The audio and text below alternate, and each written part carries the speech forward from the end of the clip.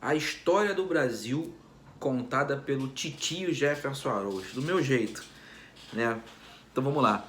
Tudo começou lá em Tordesilhas, com o tal do Tratado de Tordesilhas. Separaram aí o mundo em duas partes, uma parte para a Espanha e outra para Portugal. E nós tivemos a infeliz coincidência de ser colonizado por Portugal, um país falido, que só quis explorar o que encontrou. Além de explorar o que encontrou, aliás, ele trouxe a sua cultura, impôs a sua cultura de maneira da mais estúpida possível, né? Porque os portugueses eram assim, né? Tinha os índios, havia os índios, né? Não podiam ver uma índiazinha, iam lá e pimba na índiazinha. Tinha os africanos que eram escravizados, né? Via mercado, que mercado negro horrível, né? Que na época não era um mercado permitido, porque consideravam que os negros não eram humanos, né? A estupidez da humanidade é uma coisa muito, muito complexa, que continua até hoje, a verdade é essa. E também faziam a mesma coisa, além de destratá-los e provocar um crime na humanidade. Assim foi crescendo o nosso Brasil. Exploração do pau-brasil, exploração dos minerais, né? Os bandeirantes entraram e por isso ali começou uma segunda miscigenação, a miscigenação com os índios, porque os bandeirantes entraram. No litoral brasileiro ficou muito clara a miscigenação com os negros. Então tiveram dois tipos de miscigenação aqui no Brasil, né? Os portugueses eram tão abusados que mesmo aqueles que eram falidos lá em Portugal, quando chegavam aqui no Brasil, achavam que tinham direito a alguma coisa, a cargos públicos, né, a terras. Afinal de contas, eles eram brancos e tinham que explorar esse local maravilhoso onde nós moramos até hoje. E assim foi criando uma sociedade misturada, uma sociedade injusta, uma sociedade cheia de mentiras e baseada na hipocrisia. A gente fala das religiões de matriz africana. Eu sou de matriz africana, eu sou um bandista. E ela foi criada lá por Juca Rosa, catimbozeiro, né? Iniciou por lá e foi ratificada pelo Zélio, já aqui em São Gonçalo, no Rio de Janeiro. Enfim, a gente fala das religiões de matriz africana e não percebe que nós que somos de matriz africana, lá nos nossos antepassados, nunca pedimos que existisse o sincretismo. Foi uma maneira da gente tentar fugir daquela imposição cultural usada pelos portugueses com a cultura europeia que trouxe a igreja cristã para cá. Foi uma maneira da gente conseguir sobreviver, uma maneira da gente criar um ambiente onde tivesse o mínimo necessário de direito, que seria e que é nada mais nada menos que ter a sua própria fé, a sua própria cultura, porque a fé faz parte da cultura, a religião faz parte de um contexto cultural que é um contexto social. Enfim, e assim foi criando, o Brasil foi crescendo em cima de exploração, aqui, outra ali, em cima do jeitinho, né? Desvios, né? de materiais que eram recolhidos aqui do Brasil lá para a Europa, conluios, e assim foi feita a população brasileira. Lá no Nordeste, uma boa influência da França, lá no Maranhão, né? Tivemos influência holandesa também lá em Pernambuco, que, aliás, cresceu muito Pernambuco enquanto estava sob influência holandesa, né? Lá no Sul, os alemães, né? O pessoal, os nórdicos, né? E temos até hoje essa cultura lá. E chegamos onde estamos hoje, Brasil da atualidade. Eu te pergunto, mudou alguma coisa? A mesma história que Capistrano contava lá no início, lá no século XVIII, no século XVII, XVIII, aqui no Brasil, ainda é contada hoje em dia. As críticas continuam as mesmas. A gente continua sendo o mesmo povo bonachão. E esse povo bonachão não consegue evolução.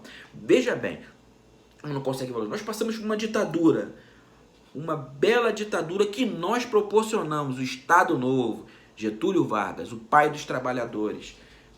Ele não fez nada mais que a obrigação dele, dar direito e voz aos trabalhadores. Afinal de contas, não somos escravos, né? Nós construímos as nossas favelas lá no início da República, aqui no Rio de Janeiro, quando limparam todos os cortiços, assim começou, né? Tira tudo que é ruim, naquela época, os cortiços, e empurra para algum lugar. Onde foram parar os recém-libertos, também o pessoal que lutou na guerra, né? Os negros que lutaram na guerra. Foram parar no Morro da Providência, Morro do Castelo e depois Morro da Providência, né? Que ganhou o nome de favela, porque é uma planta, uma flor, né? E ganhou esse nome de favela. E de lá para cá não houve mais planejamento urbano nenhum aqui no Rio de Janeiro, né? A gente vai cruzar de novo com a nossa história meio louca contada por mim, onde eu parei antes de vir pro Rio de Janeiro, né? Enfim, cara, tudo acontece de errado aqui, mas nós proporcionamos que tudo continue acontecendo de errado aqui, né? Enfim, então criamos a nossa ditadura, né? Lá com o Getúlio Vargas, batemos palmas para ele, foi legal pra caramba, Estado Novo, e, né, e 2 constituições. Aí, não satisfeitos, licença, beber uma cervejinha. Não satisfeitos, porque nós, né, queríamos mais. Em 64 houve uma tal de uma marcha, né? A marcha da nação por Deus, do povo por Deus. Eu me confundo nesse nome, nesse ritmozinho, né? Mas eu me confundo nisso. Mas não no que ela resultou. Ela resultou numa ditadura. Começou com um governo militar. O primeiro até foi. Mas aí veio o segundo. E aí veio o tal. E depois disso veio o AI-5, o ato institucional número 5, que acabou com a nossa liberdade. Voto sem direito, né? E vários outros direitos que foram suprimidos de nós. Mas fomos nós que pedimos aquilo ali, cara. Começa por aí. Começa tudo por uma falsa hipocrisia. Um povo escravizado que não conhece a liberdade e que provocou pela segunda vez a sua falta de liberdade. Perfeito. Acabou a ditadura militar. Lindo, né? Inflação lá em cima, porque o gás errou nas contas. Aquela história que todo mundo já conhece. Blá, blá, blá, blá, blá. Tá bom. Veio aí a democracia. Bem, o nosso presidente pós-ditadura não foi o presidente votado por nós diretamente, né? Tancredão morreu, certo? E aí veio Sarney. Que maravilha, né? Mas o Sarney, ele levantou a bandeira. Olha só como começa o populismo. Ele levantou a bandeira da democracia, porque foi durante o governo Sarney que aí veio a Constituição de 1988, né? Muito comemorada, muito ampla, muito grande em direitos e deveres para o povo brasileiro. Mas de lá para cá, o povo brasileiro ainda não entendeu o que são direitos e deveres. Misturou tudo porque nós pedimos 2 ditaduras. Olha só, nós pedimos 2 ditaduras. E nós tivemos 2 ditaduras. Então começou a era da democracia com as mesmas personalidades que já estavam nas entranhas políticas do nosso Brasil varonil. Pensem bem, as mesmas personalidades. Uns apoiavam aqui, outros não, outros tinham saído do Brasil, outros voltaram. E assim foi criando uma conjectura meio louca, uma estrutura meio doida. Essa estrutura meio doida transformou-se em Fernando Collor de Mello, rapaz. Esse cara, o caçador dos marajás, mais uma vez com uma bandeira populista, e o povo acreditou. Cara, bonitão, cabelo liso, né? O estereótipo, né? Aquela coisa do líder brasileiro, braço erguido, vou curar todas as mazelas que existem aqui. Conclusão, deu ruim. Deu ruim, para não falar deu merda. A verdade foi essa. Entendeu? Acreditem ou não, o planejamento para confiscar as poupanças, né? A poupança do povo brasileiro foi tirado num joguinho de porrinha, né? Um joguinho de porrinha com a nossa ex-ministra Zélia. Foi sim. A mãe dela estava fazendo uma festa para comemorar que ela tinha sido promovida a ministra, né? Tinha ganhado o cargo de ministra da economia de um Brasil como o nosso, um país como o nosso. Então ela foi pro 2º andar não sabia o que fazer, o Collor ligou para ela e falou, você tem que fazer alguma coisa revolucionária. E ela, pô, vou fazer o quê? Ela não tinha a mínima ideia do que ela ia fazer. O que ela fez? Pegou e escreveu 5 mil, 10 mil, 15 mil. Dali saiu o valor que foi confiscado da população das pessoas. Ela desceu com esse número, onde no primeiro andar onde a mãe estava fazendo a festa, falou aqui, ó, sorteado. E assim foi confiscado tudo que nós tínhamos em nossas poupanças. Veja bem, aqui não é o país da seriedade. Tudo bem, o Collor foi impeachmentado, vai embora, levou um chute na bunda, meteu o pé. Mas ele continua hoje com o mesmo poder lá em Alagoas, não mudou nada pra ele.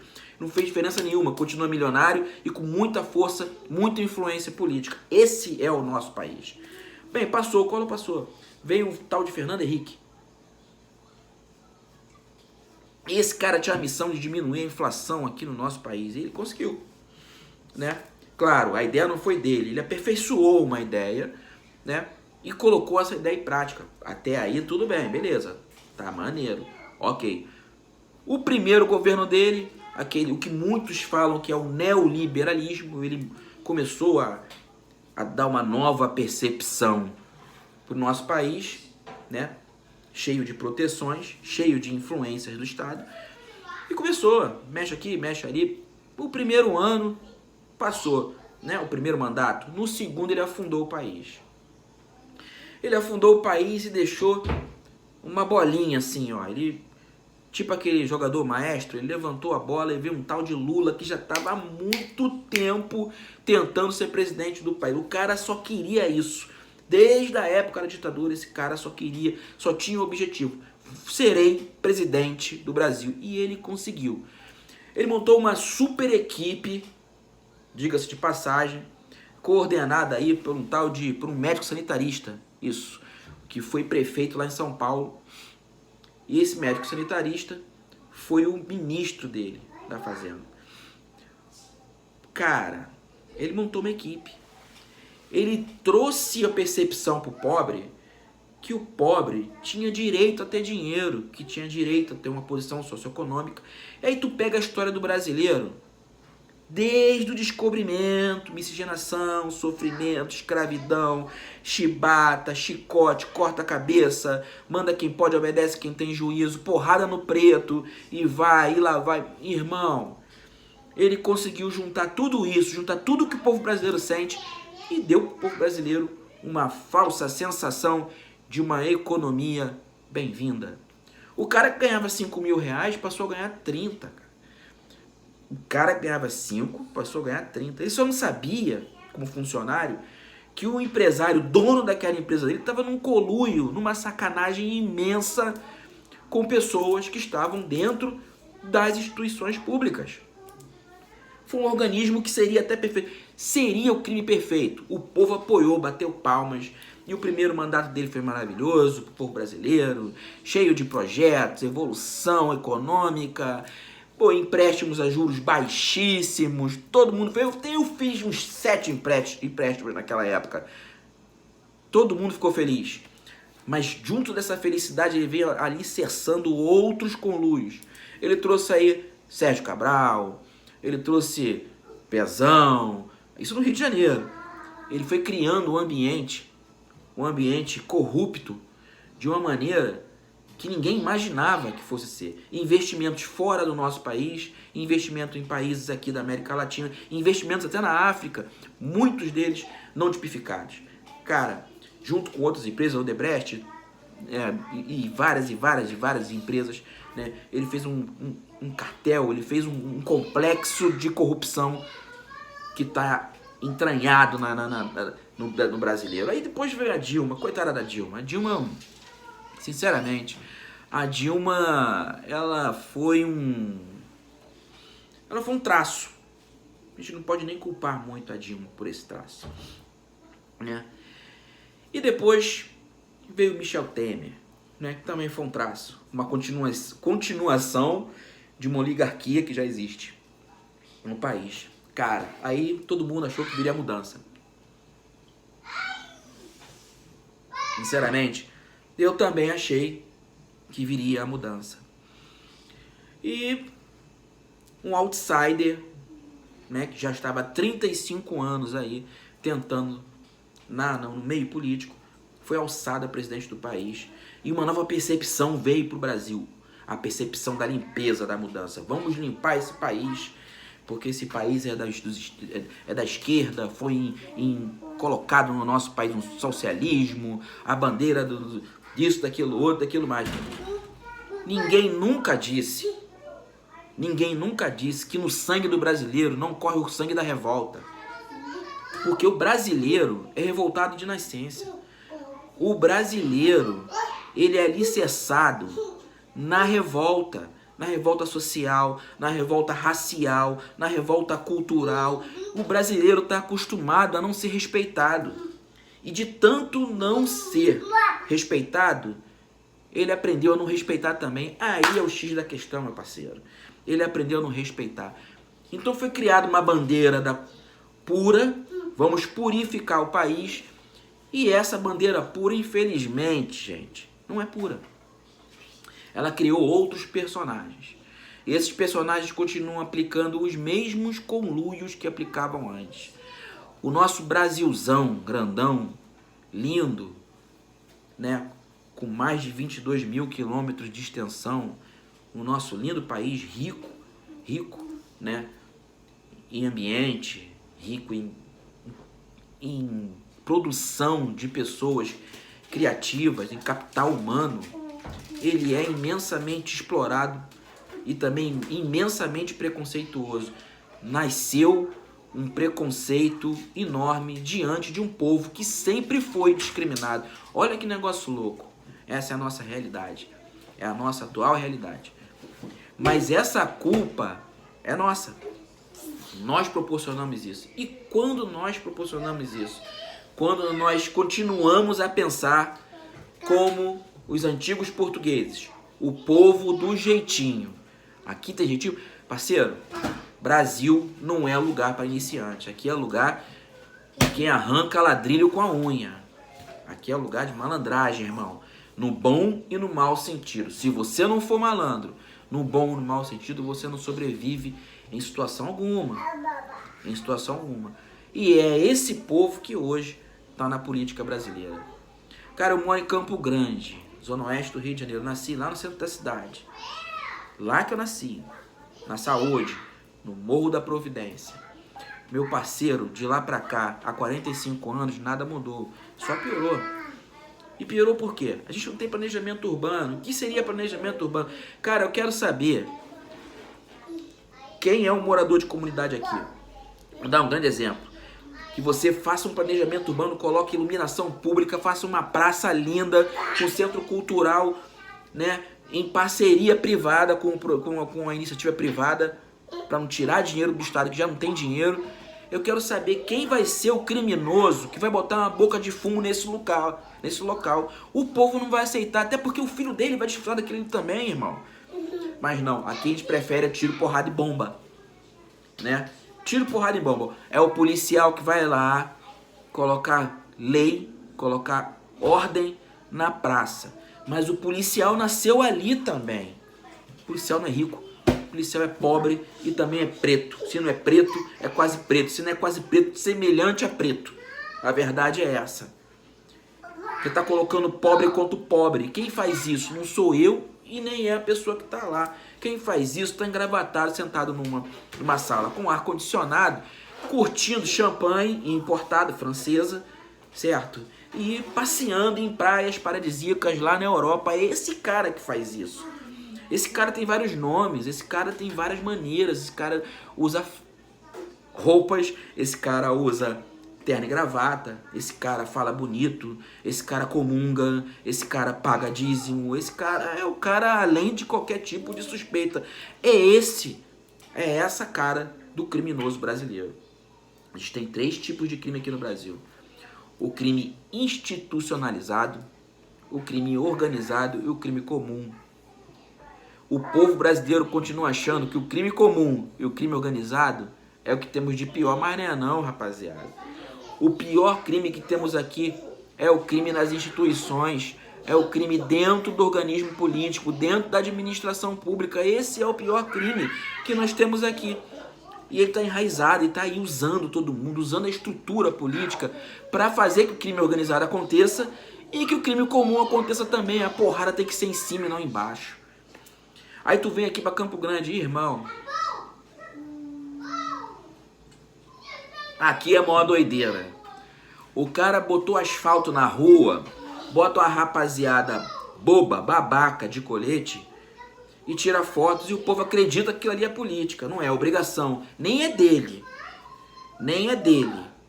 Certo? O cara vai ali e distribui 23 cestas básicas, bota um coletinho ridículo, tira foto e a população aceita trocar voto por isso.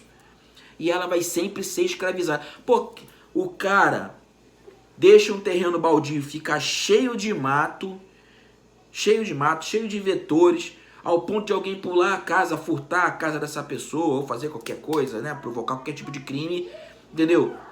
Até que chegue alguém que corte esse mato, coloque um coletinho e fale, estou aqui fazendo bem da comunidade, estou trabalhando.